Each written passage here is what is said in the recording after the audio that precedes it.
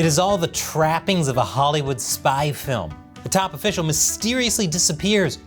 Rumors of a celebrity mistress living a double life as a spy. A child born out of wedlock, leaked military secrets, then military leaders disappearing. Welcome to China Uncensored, I'm Chris Chappell.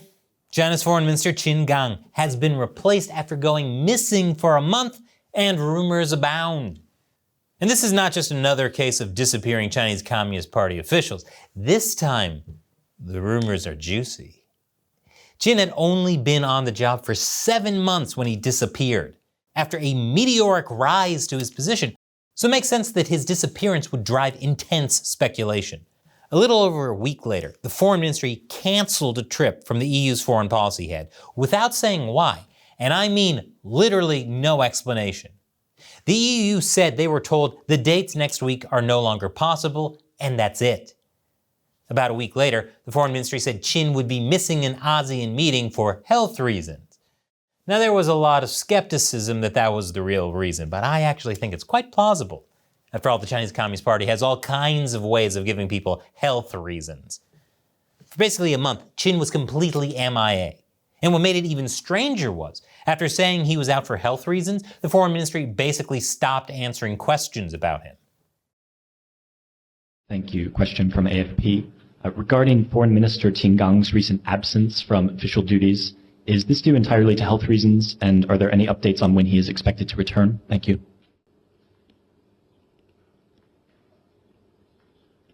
I have already covered the situation earlier. Next question. As you can imagine, the rumors started flying. Now, as you probably know, China tightly controls the internet. People can't just discuss whatever they want to online. There are always censors trying to steer the conversation to make the government look good. So it was really interesting to see which rumors the government allowed to spread and which they didn't. The most prominent rumor was actually that Qin Gang had an extramarital affair with a TV reporter in Hong Kong. And that she also had disappeared. Now, before I get further into the rumor, there's something you have to understand about China. Despite the government saying it's at war with adultery, it doesn't actually care too much about this issue. It's a useful tool for officials when they want to purge their enemies, but otherwise, it's a non-issue. We know that because when tennis star Peng Shuai accused a former Chinese official of sexual assault, the government took his side. That was despite the official being married and having a multi-year affair with her. But back to the rumors of Qin Gang's extramarital affair. Many believe he was involved with state-run Phoenix TV host Fu Xiaotian, who you can see here interviewing him. Netizens said their body language suggests there was something between them, and I gotta say, there are definitely times when it looks like she's thinking about something other than the interview. That was the last interview Fu did before she mysteriously went off camera. About a year later, she posted this photo of what she said was her son, R. Qin. R could mean the number 2 in Mandarin, and Qin could be a phonetic translation of Qin. Put together, people are guessing it means Qin II. In that tweet, she also shared a pic from her interview with Qin, which happened roughly 8 months before she gave birth. She also said on her Weibo account, which is China's version of Twitter, that the father is not American and that they were planning to return to their home country soon. She hasn't posted anything in months, which many believe is a sign she disappeared along with Qin. Which leads me to the next layer of rumors. Some say that she wasn't just Qin's lover and the mother of his love child, she was also a double agent. Those who say this point to her connections to other countries. For example, Fu has a garden named after her at Cambridge University, where she got a postgraduate degree in education. The college said she got her name on the garden because she pledged a series of generous gifts to the college. That was in 2016. In 2017, she was also giving a knighthood in Italy, supposedly for being a good liaison between China and Italy. Netizens also pointed to things like the fact that she flew home on a private jet and appeared to be staying at an expensive mansion in California as signs that she's got a mysterious source of money. So does that mean she's a spy? Well, so far there's not a lot of concrete evidence of this, besides her appearing to have more money and influence than she should have, which I agree seems suspicious, but hardly breadcrumbs that lead right to the door of any spy agency. But it gets even crazier. The third layer of rumors says that she's caught up in the leak of Chinese military secrets. I'll tell you about that after the break. Welcome back. You know, rumors are like a game of telephone. Everyone puts their spin on what they hear, and before long, the rumors are pretty far from the truth. So there may be something to these rumors, or there may be nothing. It's hard to tell. But there are some pretty explosive allegations that all this has to do with leaked military secrets. Last October, after Fu had already gone off camera and Qin Gang was still serving as China's diplomat in Washington, a US government think tank called the China Aerospace Studies Institute published this report. It gives incredibly detailed information about China's secretive military rocket force, so detailed that it couldn't possibly have come from just satellite imagery. The rocket force oversees China's ballistic missiles as well as its nuclear arsenal, which, as we've reported before, China wants to grow to 1,500 warheads by 2035. That's up from the roughly 400 it has right now. Now, the report says all information was sourced from publicly available information and documents. But that may have been put there to protect the author's sources and methods.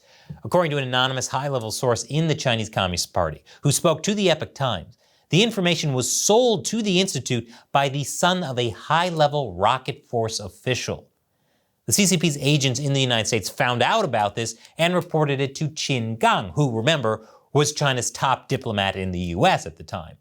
And Qin should have reported it to Xi Jinping immediately. But according to the source, in this case, he didn't. And this is where his trouble started. Now, just for context, if all this is true, it's a big breach of trust for Xi Jinping. Qin Gang was handpicked by Xi and helicoptered to the top, as they say. He bypassed more experienced hands in foreign policy to become ambassador to Washington. Then, at just 57 years old, he became one of China's youngest foreign ministers. That's because Qin was a Xi loyalist, and as Xi has shown again and again, he puts a premium on loyalty. So why didn't Qin report the leak right away? Well, this is where Fu Xiaotian allegedly comes in. According to the high-level source, Ms. Fu knows the family of the leaker well, but Mr. Qin is not within their social network. Reportedly, the officer's family asked the TV news anchor to speak to Mr. Qin in the hope that Mr. Qin would help to hide the leak incident. Qin tried to hide the leak, but Xi found out anyway, and this caused Xi to lose trust in Qin. And even worse, he now possibly saw him as a rival who was after his throne. According to the source, Xi Jinping has long been a paranoid person, always feeling afraid that others may want to oppose him. Therefore, anyone who poses the slightest threat to Xi Jinping will be eliminated. According to the insider, Fu was working with China's military intelligence services at the time. If all this is true, all their cover-up attempts were useless and it probably ended their careers, if not their lives. The Epoch Times source said their story is unlikely to have a happy ending because the Chinese Communist Party is very vicious when it comes to eliminating dissidents. On July 25th, Qin was officially removed as foreign minister and replaced by his predecessor, Wang Yi. There was no explanation either by the foreign ministry or state media as to why he was removed. But the mystery over what happened to him was taking a toll on the country's international image, and the party felt compelled to end the speculation. Not only was he removed, though, but they also scrubbed references to him from the foreign ministry website, so they had to put them back up. This suggests that he fell out of favor with Xi, although if that's the case, the implementation of his ouster has been scattered, to say the least. For example, while he was removed from his post as foreign minister, he wasn't stripped of his other title as state counselor, which is like a member of China's version of a cabinet. Some speculate that could mean the party hasn't fully decided what to do with him. Others think his fate is sealed and that the party just took care of his outward-facing title first, so it didn't affect foreign relations. But Qin and Fu aren't the only ones that have disappeared recently. And the other disappearances give us more insight into the military league. I'll tell you more about that right after this final commercial break. Welcome back. So around the same time that Qin and Fu went missing, some other Chinese officials disappeared as well. Qin's ambassadorial replacement in Washington, Xie Feng, missed a CCP military event that the DC embassy hosted on July 25th. The embassy claimed he was injured in an accidental fall while attending the Aspen Security Forum in Colorado, which might have been the last time he was seen in public. Since then, he's been active on Twitter, but the embassy's website doesn't list any diplomatic activity from him. A few days later, China announced a new chief for the military's rocket force. As in the case of Qin Gang, there wasn't any official mention of what happened to the former leaders. But the South China Morning Post reports they were taken away in an anti-corruption probe.